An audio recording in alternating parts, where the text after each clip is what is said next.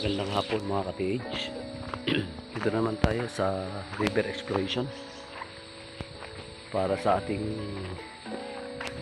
vlog. Kamusta na kayo mga ka-TH? At magandang hapon sa inyo lahat.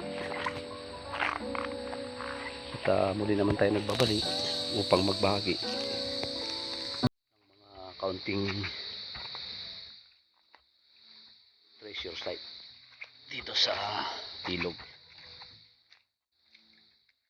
Kasi yung mga ka-TH, naunahan na naman tayo. Ayun yung isang indicator. Check. Lapitan natin ka-TH. May mga legit marker dito. Kung papansinin natin. Yan siya. Ang letter C with big dot. Saan yung C niya? Ito siya. Yan. Legit letter C siya. May malaki hole. Yan. Treasure under, treasure on the spot. Mga ka-TH. Meron pa ditong max type na ba to? Yan. Max type na ba to?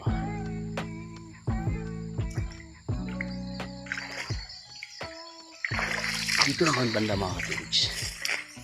Dito natin makikita yung pinagkuhanan ng giveaway. Isang malaking butas na pinagkuhanan ng giveaway.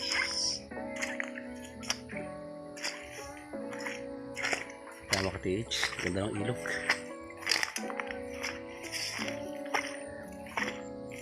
Yan.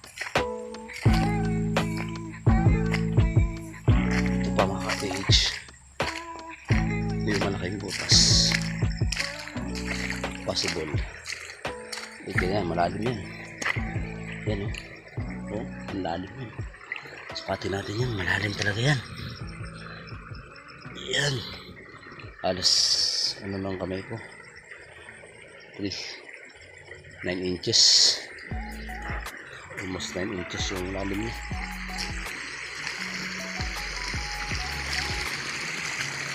Twitch, tingnan ko na yung kanina kaso wala ng laman, naunahan na tayo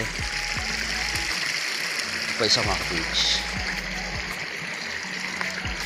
Ang ganda ng butas sa gilid ng sapa. Tingnan natin to, baka may laman to. Ito yung karaniwang nilalagyan ng mga giveaway. Makukuha tayo ng mga diamond dito.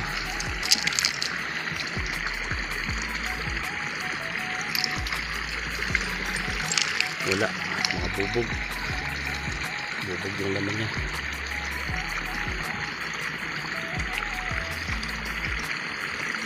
Ito yung mga sak deposit, mga mabababaw, mabilisan. Kasya yung mga diamante dito. Nauna na tayo ng mga sinaunang treasure hunter. Perfect hole yan. Ayan, titingnan nyo yan. Napakagandang hole yan. Siguro to may cover ito. Yan, may dot pa yun sa ibabaw. Yun o. Hindi na lang pagkakadat niya. So, wala nang laman. Siguro nakuha na. Mga 1980s. Kuha na yan.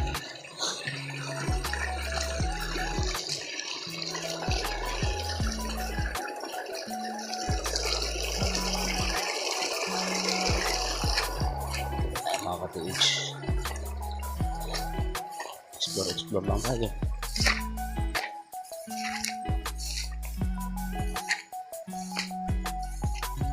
Saan mga possible na nakuha na ng small deposit ng mga individual Japanese Imperial mga soldiers. Yan, ito pa. Footmark. Kaliwang pa. Ano? Legit yan. Kaliwang pa. Ganda.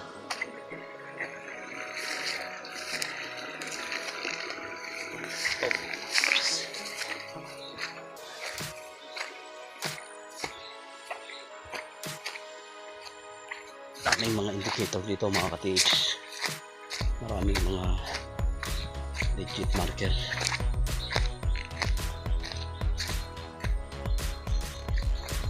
Ito, ganda. Kung titinan nyo, parang arrowhead siya. Yan o. Arrowhead siya. Yan, arrowhead. Paganyan. Tapos nag-letter T. So, tunnel. May closed tunnel. Closed tunnel siya. Letter T. Then nag-arrowhead papunta doon. Yan. Possible. Yan, naka-page. Klarong-klaro yan. Letter T yan. May tama pa ng torsion yan. Putas-putas. Yan. Dot siya. Dot. Form siya ng letter T. Closed tunnel.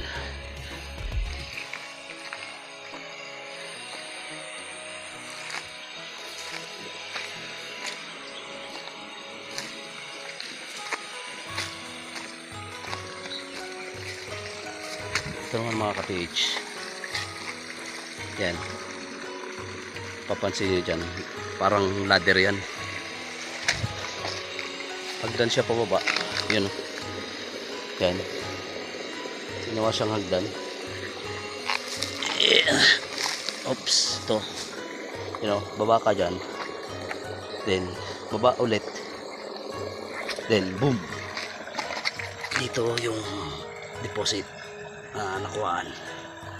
Yan yung possible. Yan o. Hagdan yan mga ka-TH pababa. Yan, nandito yung possible sacred deposit pagkuhanan. Marami dito mga ka-TH. Naunahan lang tayo at sila yung mga sinuwerte at natutuwa naman ako dahil kahit pa paano nakakuha yung mga kapwa natin mga ka-TH. Ito pa yung isang possible na kuha na ng giveaway. Yan, tinignan ko na rin yan kanina, wala na rin tayong naabutan. Perfect hole yan, ang ganda ng pag-abutas yan. Hindi yan basta-basta gawa ng nature lang, kasi kung patak ng ulan yan napakalabo niya. At ito yung isang maganda. Pansinin nyo yung butas na yan. Okay, yan. Nakaturo yan dun. Baba. So, malalim siya. Yan. Ito yan. Itong coordinate marker niyan. Turo ko sa inyo mga ka-TH. Ang coordinate marker niyan ito. Yan. Pagmasdan nyo mabuti mga ka-TH. Tuspok yan. Bilog. Yan. Bilog siya,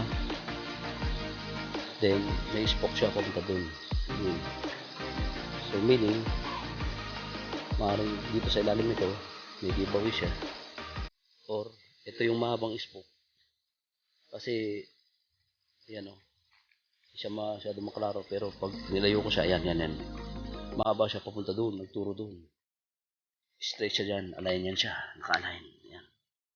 Straight, doon. Punta doon sa butas na tinuro ko sa inyo kanina, yun. At nagturo din siya dito, naka-TH. Yan, ito ang tinuro niya. Pa-align siya. Yun.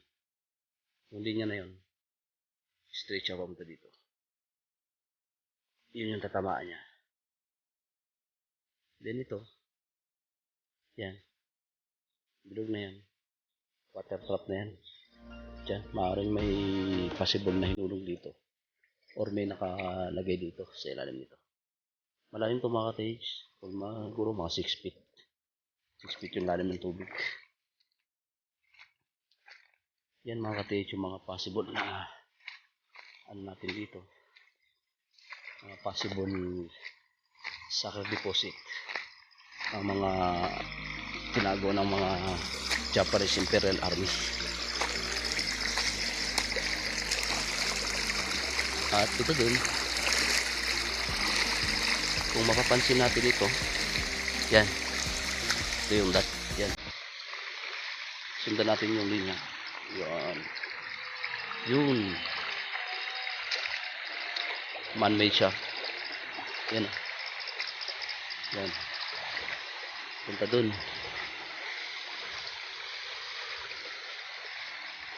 Yan. Yan, ganda niyan. Inukit siya. Inukit. Parang as. Yan. Kasi bakit siya kailangan malalim na kung flat dapat siya yun siya. Diretso lang yung tubig. Pero yan, ginawa niya, inukit yan siya. So meaning, may mga kahulugan yan. Then, simula doon sa dulo, yun. Yung butas na yun, yan, yung butas na yan. Yan, yung butas na yan. Nagaman niya siya. Ang coordinate niya, hindi to. Ito, yun. Boom. Ito yung coordinate niya, na marker. Yan, butas din yan. Vertical din yan. Yan. Yan yung coordinate marker niya, natilog. So, parang letter S, gano'n siya, letter S. Pagdating dito, meron siyang coordinate na full pa rin. Hindi ko ba alam yung meaning yan. At ito, malalim. May butas din yan na malaki. Possible mga giveaway. Pero ito yung maganda. Yan, waterproof. Malalim yan. Butas yan. Tapos dito, tingnan nyo yung bato na to. Makinis siya. You know? Tapos yan, arrowhead yan pababa. Arrowhead. So meaning, itong daanan na to, ginawa lang yan. Yan. Instead na diretso na yung tubig papunta doon. Diretso na yung tubig. Ginawa nila dito. Yan. Inukit nila yan. Yan. Man-made yan. Pababa dito. Meaning waterproof. Yan. Waterproof yan. Pababa. Pababa dyan. At may kakaibang bato dyan. Pero tartel. Turtle head yan siya. Turtle head. Na may dot. Hindi ko siya mababa kasi malalim. Pero yan, tutuusin mo yan. Pili tayo sa kabila. Pagbasta nyo mabuti yan. Turtle yan. You know, pagong. Pagong talaga yan siya. Turtle head. Yan. Ganda ng pagkakaukit niya. Yan. Tanggalin natin itong mga mga sapot na to para makita natin yun. Hindi natin siya makita ng klaro kasi yung mga sapot.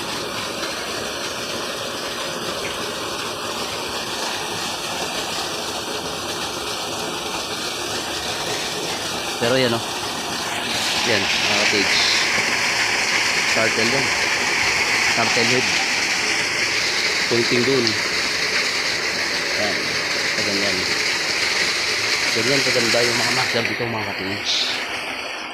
Papunta dito. So, ituturo pa siya dito. Yan, maaaring dito. Yan, malalim. Maaaring dito. Tinago yung posit natin. Yan, heart side. Puso. Yan.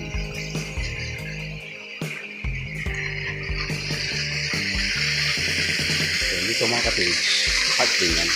Ganito. Heart.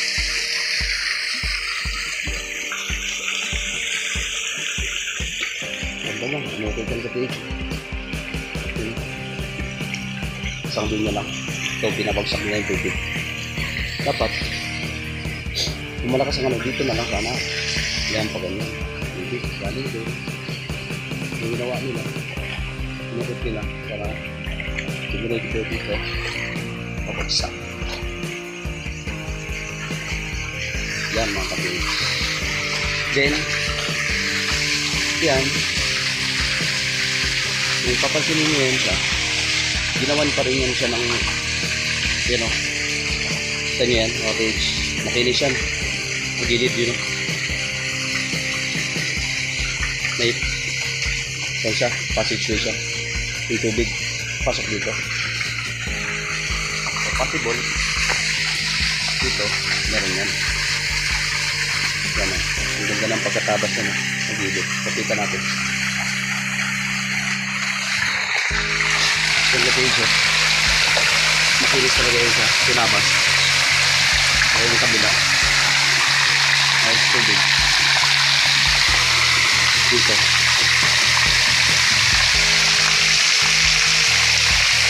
Ayan, ito yung possible. May possible na bigly spot. Ito, tinabas sa kami tubig. Water trap. Ito yung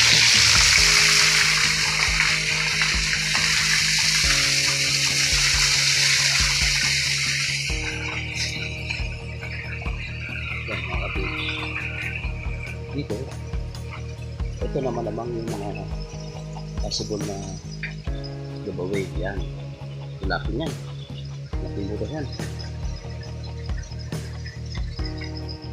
laking butas yan, mga butas yan, possible na pinagkuhanan yan mga ka-page. Dami dito mga ka-page. Dami dito mga sign. Mga legit sign ng Yamashita Treasure.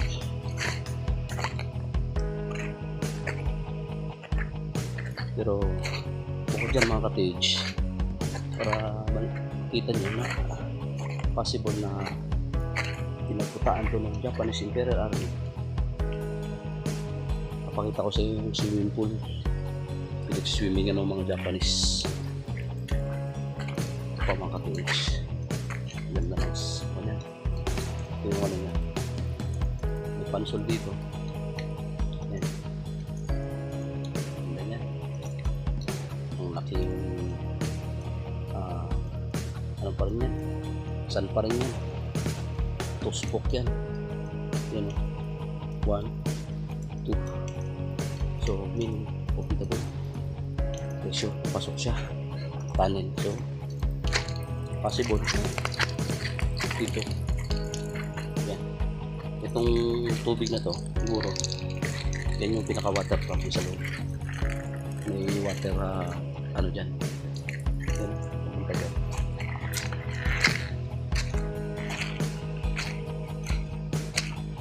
Ang ganda ng ilog.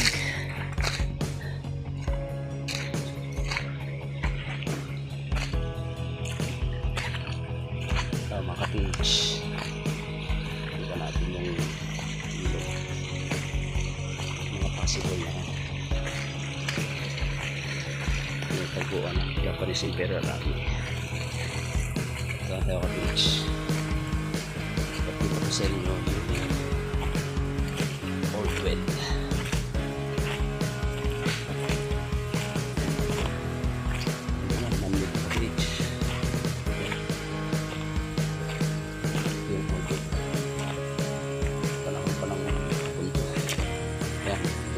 Possible na pinagkukuha na ng tubig ng araw. Panahon ng gera. Ito, old well. Naka-bridge. Dilat na lang, baka meron ko sa doon. Baka simento yung ilalim. Ito mga ka-bridge. Ito yung sinasabi ko sa inyo. Swimming pools. Pinalilipungan ng Japanese araw. Tignan yung mga ka-cage. Ganda niya. Old type yan. Pinilis pa nila. Ito. Ginawa talaga nila yan. Paliguan nila ng araw yan. Ka-cage. Yan. May indicator na malaki yung mga Japanese.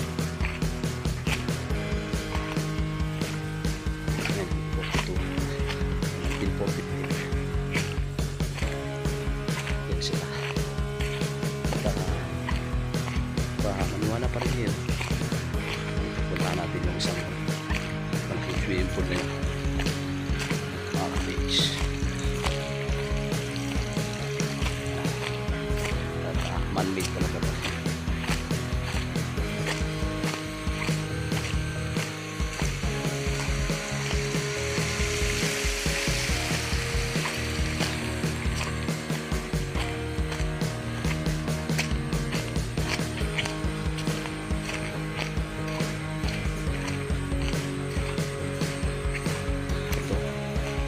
Pansin ito ka-cage. Yan.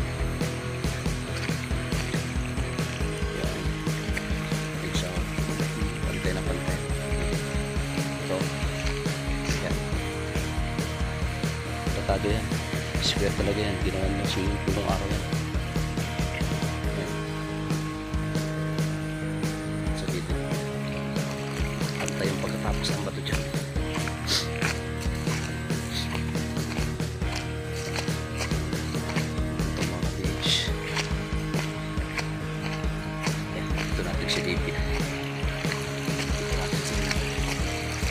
Yan.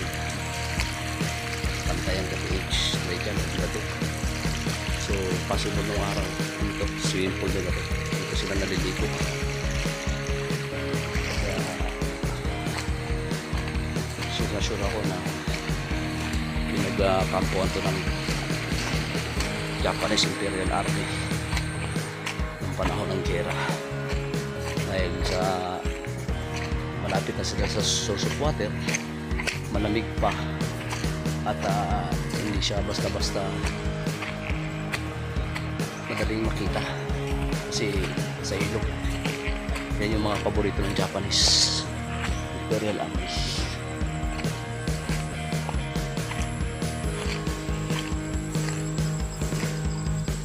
Maraming mga indicator dito tulad dito. Yan. Cut yan. H. Yan. Ganyan. Letter L. Letter L. Then, B-cut. Arrowhead. Punta doon. Kawayan. Yan. Kawayan. Kawayan. Kawayan yan. Triangulation ng kawayan. Ito. Puro kawayan.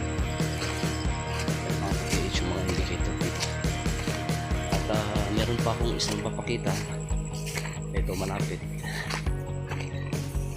Maliit lang siya na box. Square. Square box siya. Square type. Nakaharap doon sa kawayan din.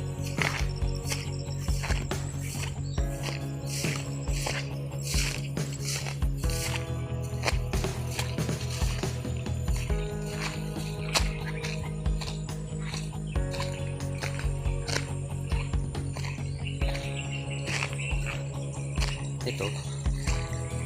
Bato na yan. Pinapas din yan. Yun. Yan. Kinis yan. Backstep yan. Ito naman yung backstep din. Yan. Pati edge. Square yan.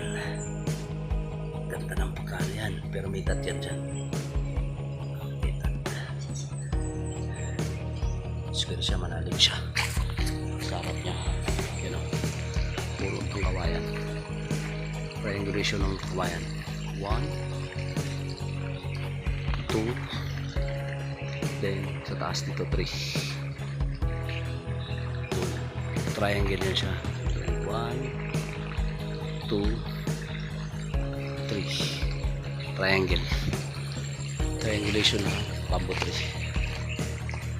So hanggang dito na lang mga ka-TH at naway pagpalain tayo kung may kapal